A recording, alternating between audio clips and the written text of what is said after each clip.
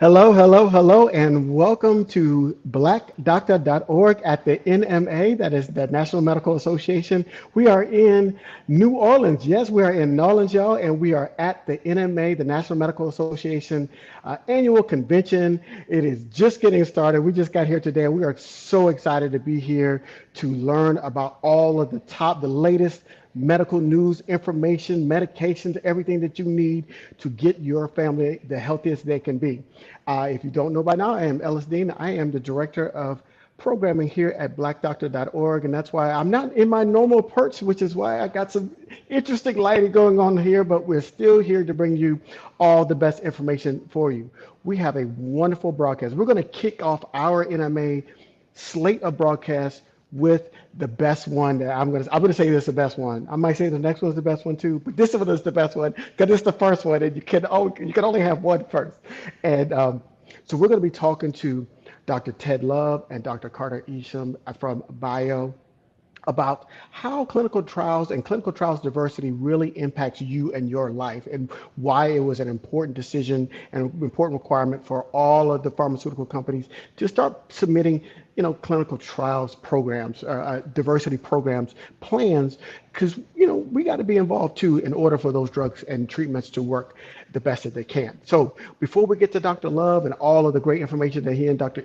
Isham are going to share with us, a couple of things I need for you to do. Number one, let us know where you're watching from. We like to know where people are watching us from all over the world. So make sure you drop that in the comments, and we might give you a little shout out for your city and state. Number two, if you know somebody that needs this information, make sure that you tag them or you share this on your page, because we want to get this out to as many people as possible, so we don't get all that misinformation and disinformation that's floating around out there. We don't want them that. We're going to come straight here and get it from the source that you can trust. And then finally, if you have any questions that you want to ask, please drop those in the comments as well, because we'll try to get them asked as much as we can. The time is limited here, but we're going to try to get as many of your questions asked and answered, because we know these shows are all about you. So I see Colorado Springs is in the building, Owens Mills, Maryland, Sheila in Texas. So keep those coming in. And let's get started with introducing our guests. They really need no introduction. We have, first off with us, we've got Dr. Ted Love. He is the board chair at Bio, and he has been on BDO before. This is not his first go around with BDO, but he is definitely a person that you need to know, and it's important for this discussion. And then we also have Dr. Carter Isham, and she is the chief scientific officer at Bio as well. And so we've got the Bio team here for the show. So welcome to you both. How are you doing today? Good, good. We're Well, doing thank you. great. We're doing great, Alice. Good to be here. All right, we're happy to have you. So let's start with you, Dr. Love. How did you get started in the industry, and what were your original goals, and did they change over time as you gained more experience? Well, I kind of lucked into the industry. I was at the Mass General in the Department of Cardiology, really working toward a career in academic medicine. And the chief of cardiology at the Mass General was recruited away to become president of R&D at what eventually became Bristol Myers Squibb. And he uh, offered me a position to come and join him. I thought it would be premature to just follow him. So I looked around and I decided to go to what was an earlier company back then called Genentech. Hmm. Had a lot of success at Genentech. A lot of the therapies that are breakthroughs that we commonly use today, I worked on them when they were really just ideas. So that really got my career started a little bit by accident, but it's been a tremendously exciting and pleasurable career for me. Absolutely. So Dr. Isham, tell us about your journey to get to this point, and was it everything that you expected it to be, and were there some things that you didn't expect? First, I love this question. I would say I definitely took a bit of a windy road, more paved on decisions of what I decided I either was not able to do or did not want to do. But I'll spare you the details of that journey. But towards the end of getting my doctorate in microbiology, I really was intrigued by the idea of working on scientific policy. So I found my way to DC and began working in a lobbying firm where I really did get a steep and deep understanding of what was required to really develop and pass legislation. And I will say the level of complexity in doing that was unexpected. When I came here 22 years ago, the complexity of it, I think, was something I really had to learn, and have grown to really appreciate the importance of that complexity. I was headhunted by Bio about 15 years ago. So I've been at Bio a long time. I've really gained, I think, a deep understanding of the research and development ecosystem. And again, really understanding the importance of what it takes to foster a positive environment that supports continued innovation. Again, more complex than you might think. But at the same time, in the positive side, equally unexpected is the amount of breakthroughs I've witnessed in what's relatively a short period of time. I'd say 15 years ago, we weren't allowed to say that we were able to provide cures, and now we can. I mean, that's a pretty amazing transition. You're right, because I know that a while ago that word cure was a dirty word. You could not say that. You could not say that at all. But yeah, that's fantastic. So Dr. Love, you're the board chair at Bio, and Dr. Isham, you're the chief scientific officer, as I said at the beginning. Can you help us understand who Bio is and what it does for healthcare? We'll start with you, Dr. Love. So Carter, please fill in. But I really consider Bio to be the advocacy organization for science and innovation. So companies, academic institutions, agricultural firms, companies that are focused on using science to improve our safety, our food security, all of those things around science that are used to innovate to make the world safer and healthier. That's what Bio is all about.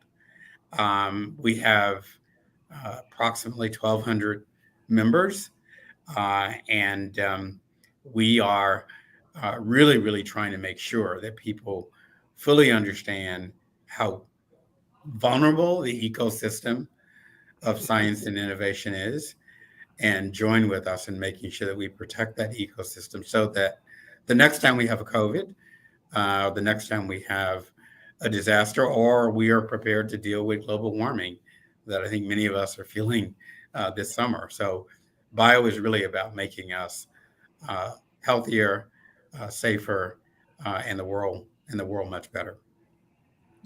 And I think Ted described it perfectly. And the only thing I'd add to that, just that might be apropos to the meeting that you're currently in New Orleans, properly pronounced there, is that, by nature of the majority of our members are small emerging companies that don't have, revenue yet, that are based on investment dollars and true entrepreneurships. And so that really feeds into the organization. So, we work really as an idea factory. And we're trained in that way to engage with not just our member companies, but organizations such as blackdoctors.org, other thought leaders. We really believe that in-kind work to really come up with the best ideas and the best solutions. So that's the only thing I'd add, because that's just a way of saying we're always open for ideas. So if there's issues, that you'd like us to be thinking about, or if things come up, we'd love to hear that. And we do take that very seriously, as Ted will attest to. We really take that thinking and incorporate it into our own advocacy and policy work. That's fantastic. So the Food and Drug Omnibus Reform Act, also known as FDORA, changed the landscape of clinical trials by requiring study sponsors to develop and implement a diversity action plan. What were your initial reactions to this landmark development? Dr. Love? I'm super excited about it. I think that one of the things we've seen is that there are a couple of ways to make people do things. You can use sugar, or you can use a stick, and sometimes you need to use both. So I'm not sure quite what this is. It may be a bit of a stick. I think they dipped the stick in some sugar. Exactly. Exactly. But we have really come to recognize that we are losing a lot of opportunity by having clinical trials underrepresent certain groups. Number one, we don't get the science from studying those populations. And sometimes the science could be different, and we don't know until we study it. And if we don't study it, of course, we will never know. Um, the other is that I think there is if you will, a transformation in a community that gets to engage in the cutting edge and to leave these communities out of the dialogue and the process of being on the cutting edge. And I'm talking about the physicians that are Mhm. caring for these patients, as well as their family, and the individual patients, of course. Um, Absolutely. yeah, and I'm happy to add just a few more details and a little bit of additional context from the perspective of bio. I'd say approximately 4 years ago, we had several board members, Ted included, who really came to the organization. Were basically like telling us like we need to look at clinical trial representation and man, it's not admiring the problem, but solving the problem. Right. And so we got to work. The board directed us. We got to work, and we were working with stakeholders and thought leaders, as I was describing earlier, to really do our part. We understand that to really solve the problem of equity in healthcare and full representation in clinical trials, the biopharmaceutical industry cannot do it alone. We will need to do it in collaboration and partnership. But what we could do in the opportunity that was coming up in this FDA required bill that happens every 5 years is really try to address what do we need from the FDA, what's a framework that we want in place at the FDA to really advance work in getting clinical trials to be more representative. And so I'm proud to say that a lot of what we pen to paper that, the words that we wrote down are were taken up by members of Congress that also wanted to solve the problem, and much of it was enacted. And that is including things like the diversity action plan that you referred to, Ellis, but also really creating guidance and public dialogue about how to take learnings from what we saw in COVID. How do we Mhm. really re-examine how we think about inclusion, exclusion criteria? How do we better utilize and have wider adoption of decentralized trials? So we're breaking down geographic barriers and breaking down patient burden barriers so that, we can collect data at home or more locally. All of those things I think will serve to better enable more trials to be more representative of the patients that they're treating. So very proud of what's happening. Now we got to get to work on implementation, though, right? It's like you don't rest on your laurels. You say, okay, now's the opportunity to really see these things be realized to their full potential.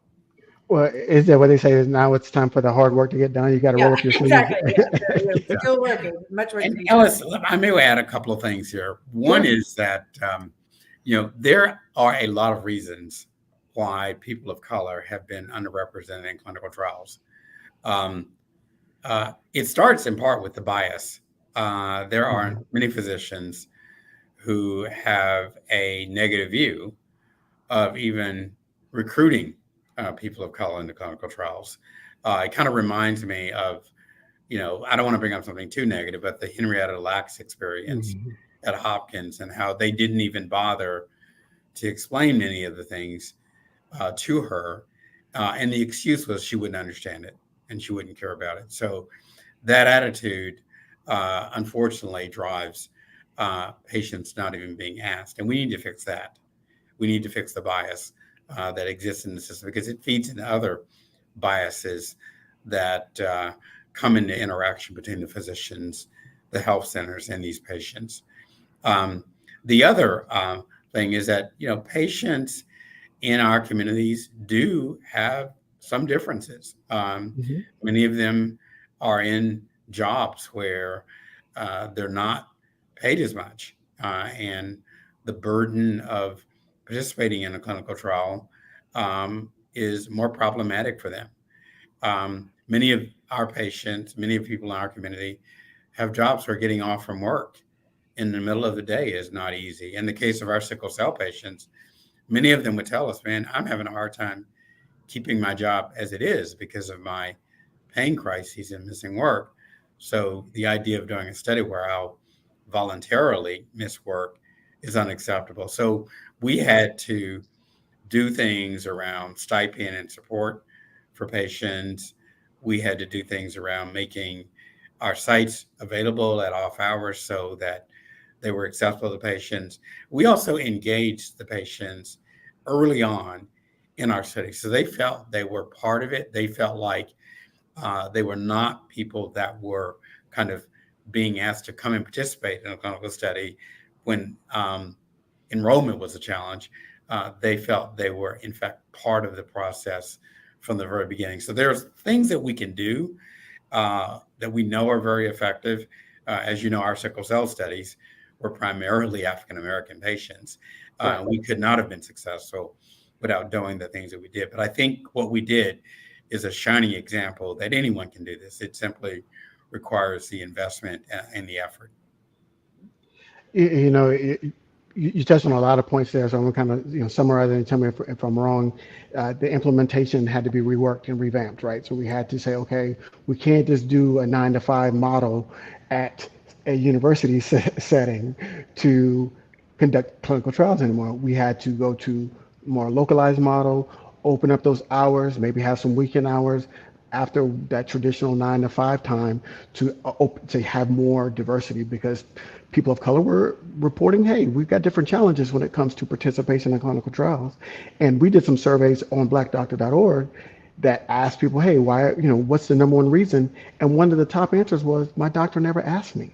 Yes. So that's a big thing, right? So you're talking about in terms of just, I think people of color want to, and we've got some questions here from the people who are watching. Lydia, thank you for watching, and she's asking, will this impact current studies or just future studies? And so she's just trying to figure out what that FDORA Act and how it is going to impact the studies that are being currently and future studies.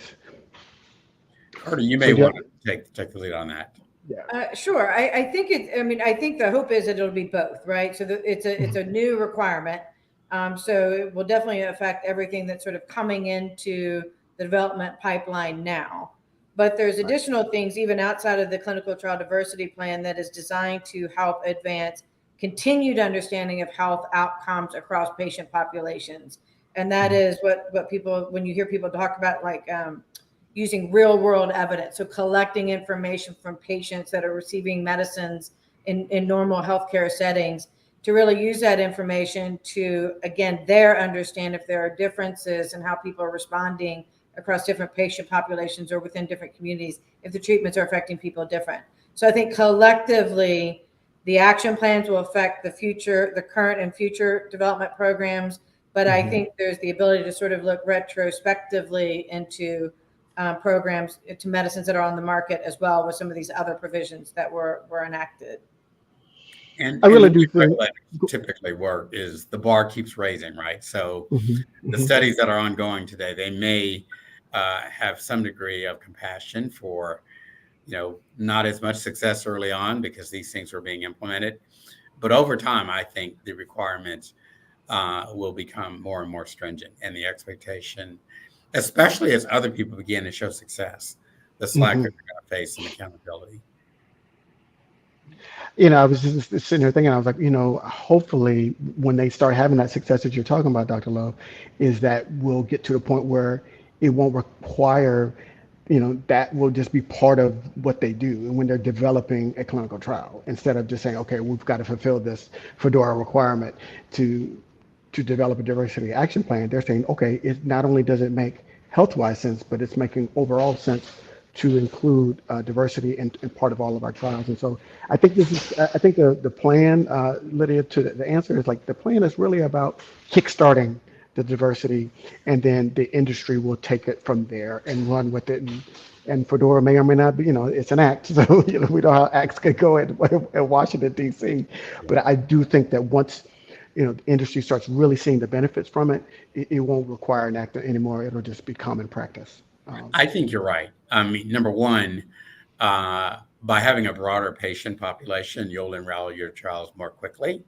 And in our business, speed is money. So we will enroll them you will enroll them at a lower cost total. The other is that, people who participate in clinical trials are waiting for the drug when it comes to the market, or the therapy when it comes to the market. So it actually facilitates the uptake of the therapy when the company launches it. So there are a lot of positives for the company to do this. I think one of the reasons that companies have not been as aggressive as they should. Ellis, is because it's a very conservative business. Mhm. We tend to do the things the same way over and over and over again. And I know many, many years ago, someone told me the definition of crazy is doing things over and over the same way and expecting to get a different outcome. Yep. You're going to get the same outcome if you don't modify your approach. So I think the act is going to, stimulate people to change how they do things. They'll get outcomes, and I think they'll be happy with the outcomes they get. Absolutely. Absolutely. So your organization, BIO, has been at the forefront of clinical trial diversity as part of your bioequity agenda. Can you summarize your clinical trials diversity strategy and what have been some of the key discoveries from the implementation of that strategy?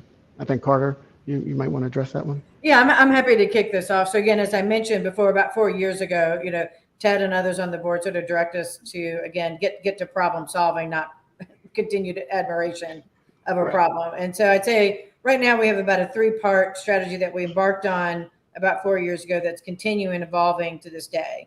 So, the first prong of that, again, was the legislation that we discussed that was enacted, and now we're sort of talking about implementation. So we're working with the FDA and our member companies to really make sure that we all understand how we can approach, use tools, use approaches, use analyses to hit desired enrollment targets that basically will have clinical trials that are representative of the patients that are going to be treated. So really looking at things like that inclusion, exclusion criteria, lowering patient burdens on clinical trials, rethinking those protocols as Ted outlined, et cetera. Looking at data sources, what data exists now that helps you, and how can you best identify patients and identify targets, and how can we improve those data sources, over time to keep getting better at it. So again, we're sort of focused on that, the development and review process side of it as one prong. The second prong, I'd say, is really where we use BIOS and use our convening power. We're holding annual summits, and again, it's a once a year event, but there are many conversations that lead up to that event where we're really talking to organizations such as BlackDoctor.org, other organizations, designing panels to figure out what are the conversations we need to have to keep moving this needle forward. I would say that the first summit we had back in 2021 informed our legislative approach. We took ideas that we heard during that panel. We took those inputs and it shaped what is now law. Right now, we had our last summit was really focused on the data sources and the hiring, the workforce. What are companies doing to make sure that they are hiring in a manner that is getting, that they have people within their companies that are knowledgeable about the communities that they need to be engaging with. So we talked about hiring and data. So we'll continue to build off of those summits and continue not just to have conversations for conversation's sake, but conversations to lead to sharing of best practices or additional policy development as required. Right. The third prong is really in this sort of how are we empowering people? And that's the education side of it. So we BIO did build what was designed to be a patient-friendly website with specific attention to make sure that it was culturally competent and had representation itself on trusted messengers and thought leaders from across different races, different genders, different communities, to make sure that we're providing information that's understandable. By the way, though, we're not so arrogant to think that BIO is the place that every patient and their family is going to go find this information. So we really designed it as we're taking time and working with a lot of people to build the content that we want people to copy and use for their own websites. And, right. And we in turn are linking, Ellis, we're talking to blackdoctors.org. We're also adding links to blackdoctors.org and other resources so that, right. Again, the goal being to make sure that we are providing information that's understandable so patients and their families are empowered to identify what the opportunities are and evaluate those opportunities with their families, loved ones, and their physicians. That to me is what is the goal of education. It really is that empowerment and ensuring that there's equity and knowledge and how people want to embark on their own journey of care when needed. Ted, did I Well, miss anything there? No, I think that was super, much better than I could have done, Carter. that was fantastic, and I will say that one of the things that we have been really really proud at BlackDoctor.org for this partnership, in terms of, because we're trying to create an information ecosystem, so to speak, and so that where when they go to bio, whether they come to, we've got our own clinical trials resource page on our website, and if they come That's there, great. they're going to get that similar information. They're going to get that same information, so Yeah. they're not going to get different information from different sources, and that's very very important, because that reinforces what's out there, and so you don't get sucked into, what is true and what isn't true. It's all coming from similar sources, and we're all saying the same thing, because we are all in agreement. I think that's important, for our audience, particularly, and for people of color who have been historically kind of excluded from these, types of trials. In order to invite them in, we've got to make sure that they're very comfortable, and that education piece that you spoke about, Carter, is a vital component. Dr. Love, you mentioned Henrietta Lacks earlier, and we hear that, when we talk to our audience. We hear Henrietta Lacks, we hear Tuskegee, and we hear my mama had a problem, right? So we hear from historical stuff to what's the stuff that's going on right now. What are some of the things that we can possibly do to help chip away some of that historical distrust and mistrust that's coming from people of color when it comes to clinical trials? Yeah, I mean, honestly, this is the solution. As long as clinical trials continue to be a hypothetical in the people of color communities, we're never really going to get the true facts of what's going on today. Those experiments in Tuskegee and what happened in Henrietta Lacks, that's not drug discovery. That's not drug development. That's not what we're talking about. This is probably the most regulated industry in the world. Everything gets reviewed by not only our Food and Drug Administration, everything gets reviewed by an ethics review board. Companies like mine and like Pfizer and Bristol Myers Squibb and on and on and on, these companies have a reputation to maintain. So this is about excellence. So the way we're going to break down the kind of concern that we're going to replicate Henrietta Lacks, or we're going to replicate a Tuskegee experiment, we're going to break down that is through education and knowledge. And that's going to come about with engagement in clinical studies. I also wanted to mention something, Ellis, Mm-hmm. and you maybe were going to get this, is for the Black doctors, the young Black doctors, particularly, why you might That was my next question, but go ahead and answer. Yeah, I Yeah, love I mean, it. I think you want to be Perfect. engaged. I was thinking about this as I was listening to Carter, and I'm sure one name that everybody on this podcast knows is Rob Califf. You probably also know Eric Topol. Those guys have had amazing career. I mean, Rob is now head of our Food and Drug Administration, is a world-renowned figure. Rob started his career doing clinical trials.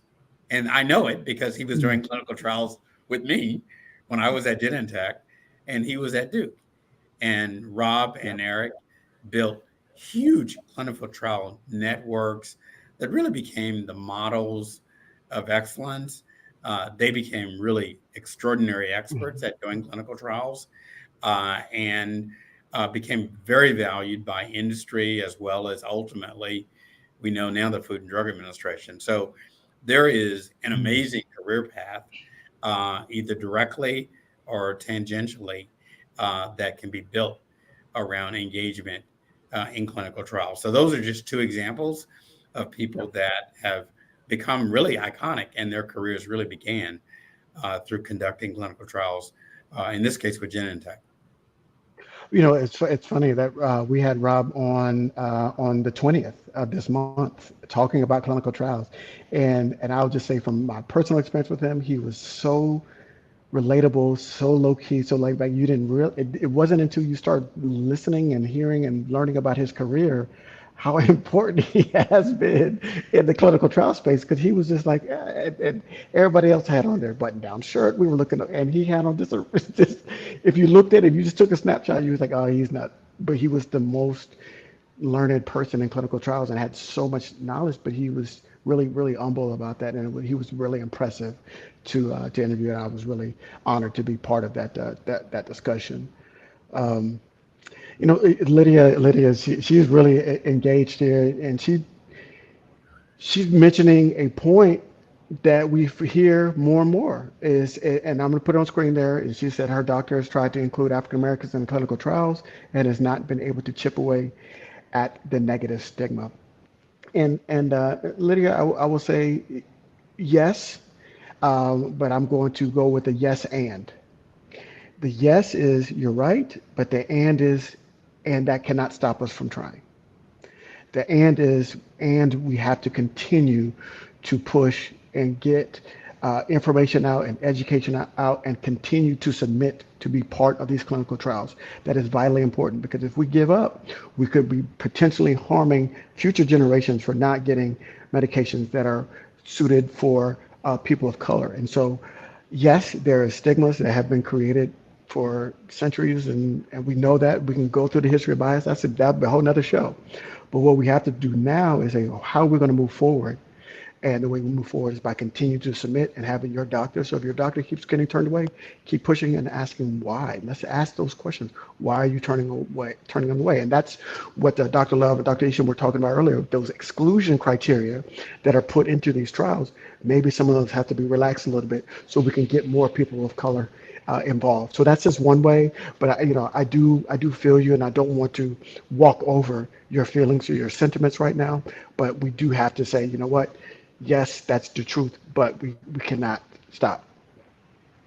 Well, I mean, I would Would say anybody also else want to? that if the person is pursuing it and they're constantly being turned away, to my point about don't do it the same way, you're doing something wrong. Yeah, yeah. And what I think we learned at GBT was we needed to listen first.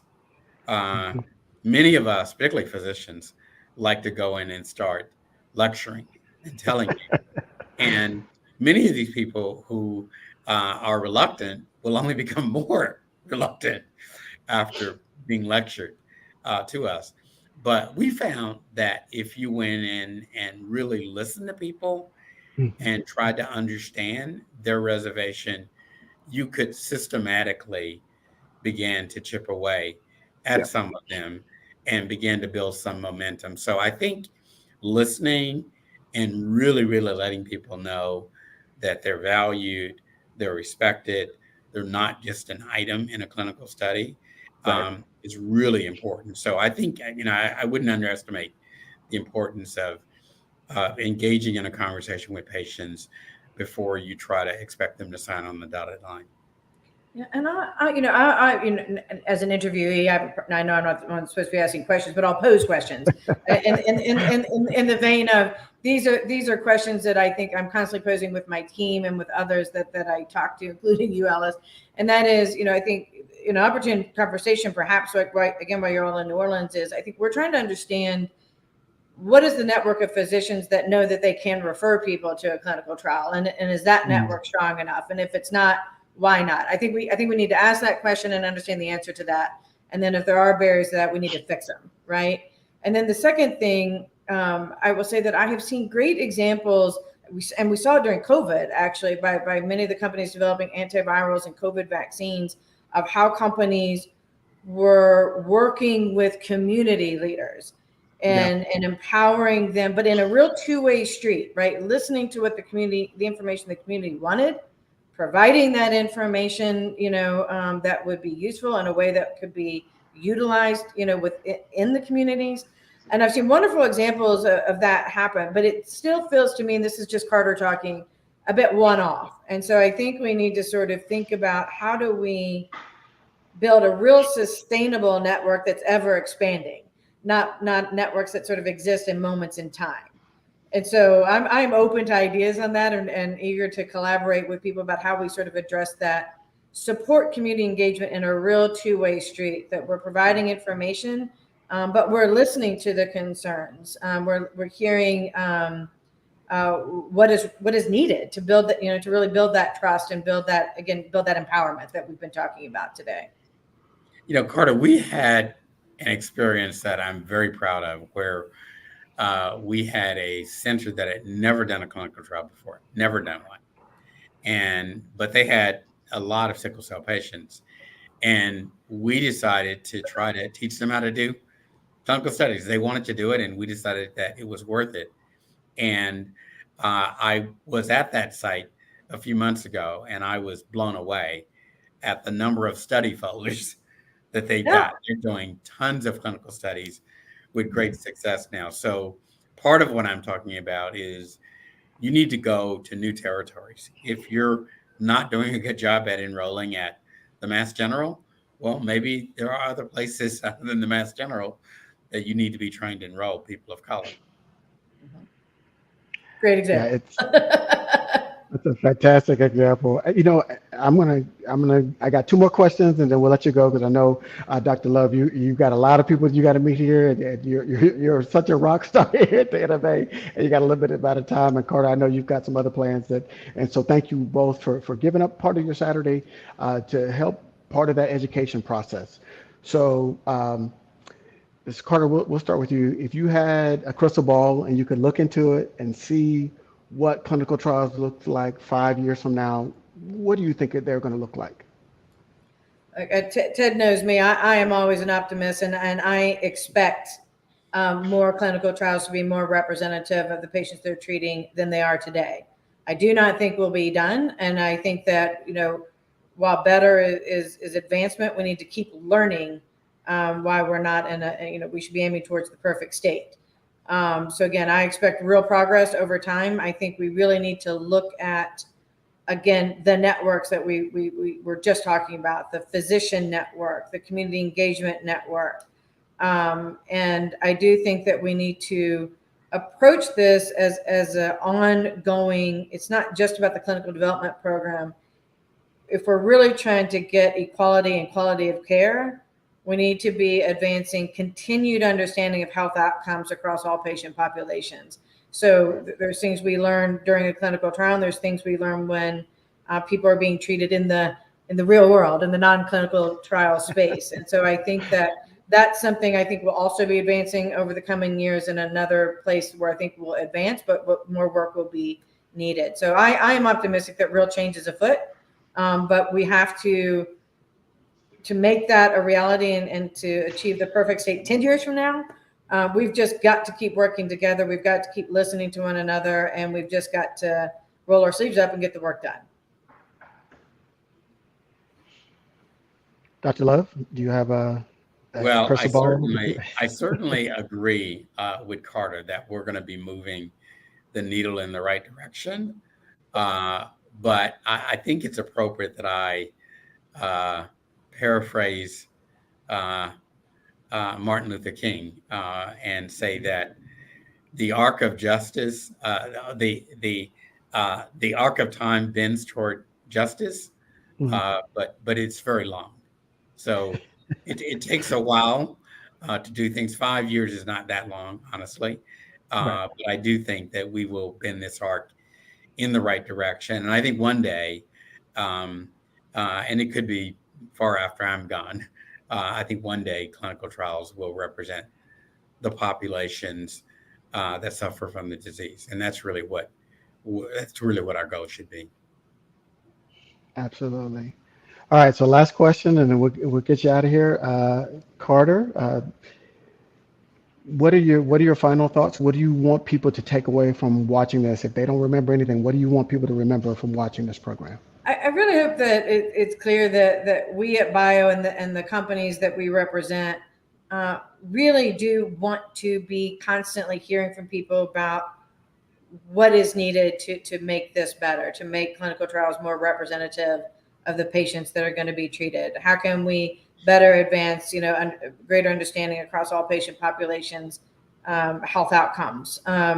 So this is just my way of saying we're open for business. We want to hear the good, the bad, the ugly. because that's how you get to good policy. And so that's how we work, and that's what we encourage. So again, I hope to be hearing from great conversations you're having in your hallways this week at your meeting. So, and again, thank you so much for the opportunity to be here today.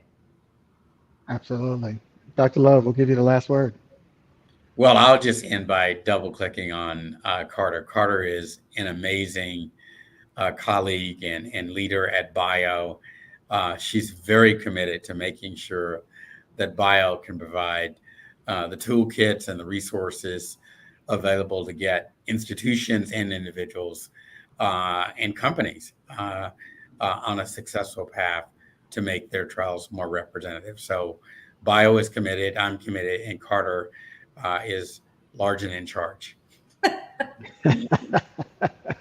Well, absolutely. Well, I want to thank everybody. I want to first thank our guest, Dr. Carter Isham, Dr. Ted Love, for giving us some time here this afternoon.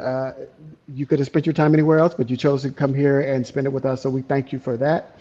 Also, I want to thank you all for joining us, and Lydia and others for your questions. Thank you so much. We need those questions. We need your feedback so we can continue to shape the clinical trials diversity programs in the future. And the last thing I'm going to say is, when I do my clinical trials and Black folks program, one of the things I always say is 3 words: involvement improves outcomes. And so you have to get involved in order to improve those outcomes. So again, thank you so much for joining us, and we'll see y'all next time. Thank you. Have a great week. Thank you.